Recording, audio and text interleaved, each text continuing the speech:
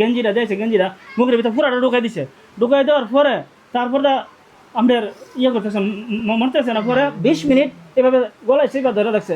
এমন নিশ্চয়ভাবে কেউ তো কষ্ট করে মারছে। আমি সাথে ভাই গলা খাইতে মেরে লেছে, কিন্তু আমার বোর্ডের কি কষ্ট করছে আপনারা তো অনুভব করতে পারছেন। এই রামিসার হত্যাকারীর মৃত্যুদণ্ড দেওয়া হয়েছে আজকে আমার গ্রামে। এত আমরা গ্রামের দিকে এখানে এই পর্যন্ত আমি তারেক রহমানের কাছে সরাসরি আপনার কাছে চাই যে আমার বোনের হত্যাকারী দ্রুত হতে হবে, এর ফাঁসি রায় করে আমাদের জনসম্মুখে আইনে ফাঁসি দিতে হইব।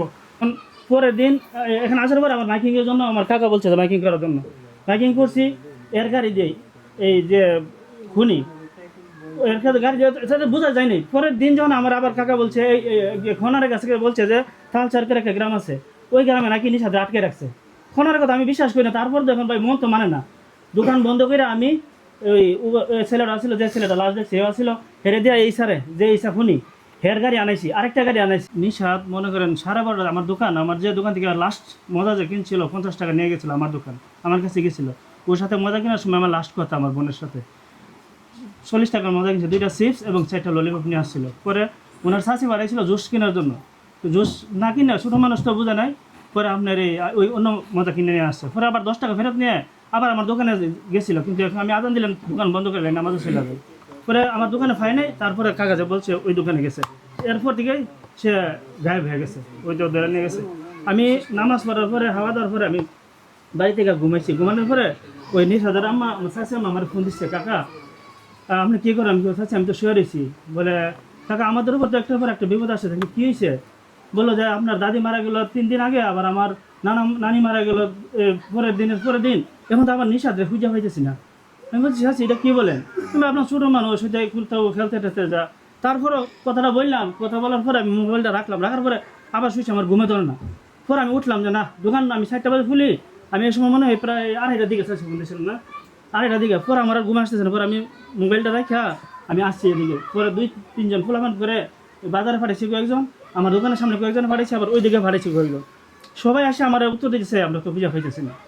তো উনি আমার একটা মনের মধ্যে কী রকম একটা ডাউট লাগতেছে। এই দিন আবার আমাদের এখানে একটা মেলা হয়, যেটা এই বাখাইল মেলা হয়। তখন আমি ভাবছি কারোর সাথে মেলায় গেছে কিনা।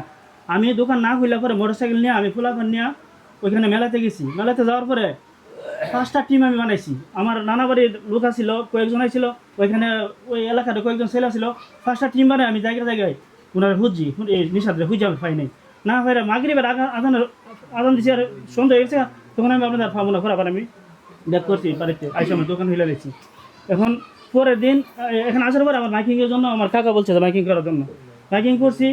এর গাড়ি দিয়ে এই যে খুনি এর সাথে গাড়ি সাথে বোঝা যায়নি। পরের দিন যখন আমার আবার কাকা বলছে এই খনারের কাছে বলছে যে তালচারকের একটা গ্রাম আছে, ওই গ্রামে নাকি নিশাতে আটকে রাখছে। খনারের কথা আমি বিশ্বাস করি না। তারপর দেখুন ভাই মন তো মানে না, দোকান বন্ধ করে আমি ওই ছেলেটা আসছিল, যে ছেলেটা লাস্ট দেখছে সেও আসছিল, হেরে দেওয়া এই সারে যে এই খুনি হের গাড়ি আনাইছি, আরেকটা গাড়ি আনাইছি, বুঝিনি 60 টাকার আমি হাফ ডাউন করেছি। তখন আমি যখন হেরে গিয়ে আমি ভাড়া দিতে যাইছি, ওই যে অন্য লোক দিয়েছিল ওরা ভাড়া দিছি হুশিয়া 150 টাকা করে দিছি। এরা হুশি আমাকে কিছু বলে নাই, এরা গাড়ি নিয়ে ফিরত আসছে। পরে লাস্টে যখন হেরা টাকাটা দিতে গেছি, তখন হের সেরাটা একটু কালো। আমি ভাবলাম বলে হয়তো ভাড়া হয়তো হেরা নিয়ে গেছে, এর ভাড়াটা হয়তো কম। আমি বলছি দেখ, পরে আমি বলি কি তুই আমার ঘরের মানুষ, আমার গ্রামের মানুষ, আমার ভাড়ার মানুষ, তোর যদি টাকা বেশি লাগে ভাড়া লাগে তুই আমার বল, তোর সেটা কালা কেন? কিন্তু আমি তো আর জানি না যে হ্যাঁ সারা কী কারণে কালো। এখন আমি বুঝতে পারছি।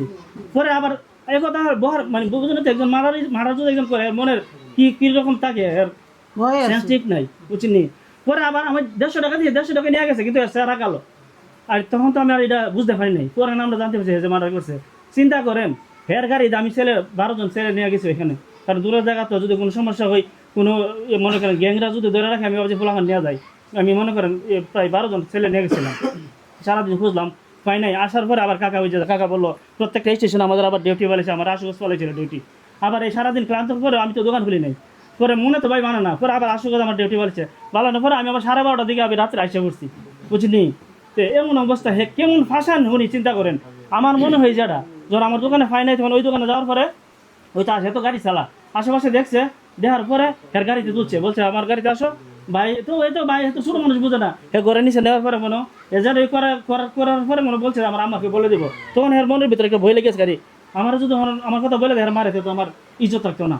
ওই ইজ্জতটা বাঁচে গেলে হে মেয়েটারে গলায় টিপে মারছে, কি নির্যাতন করে মারছে এটা তো আপনারা জানেনি। ফেসবুকে দেখছেন কীভাবে আপনি আমাদের গেঞ্জিটা দিয়েছে, গেঞ্জিটা মুখের ভিতরে পুরাটা ঢুকাই দিছে। ঢুকাই দেওয়ার পরে তারপরে আমাদের করতেছেন, মরতেছে না। পরে 20 মিনিট এভাবে গলায় চেপে ধরে রাখছে। এমন নিশ্চয়ভাবে কেউ তো কষ্ট করে মারছে, আমি সাথে ভাই গলা কেটে মেরে লেছে, কিন্তু আমার বোর্ডের কি কষ্ট করছে আপনারা তো অনুভব করতে পারছেন। এই রামিসার হত্যাকারীর মৃত্যুদণ্ড দেওয়া হয়েছে আজকে আমার গ্রামে। এত আমরা গ্রামের দিকে এখানে এই পর্যন্ত আমি তারেক রহমানের কাছে সরাসরি আপনার কাছে চাই যে আমার বোনের হত্যাকারী দ্রুত আমাদের এর ফাঁসি রায় করে আমাদের জনসম্মুখে আইনে ফাঁসি দিতে হইব।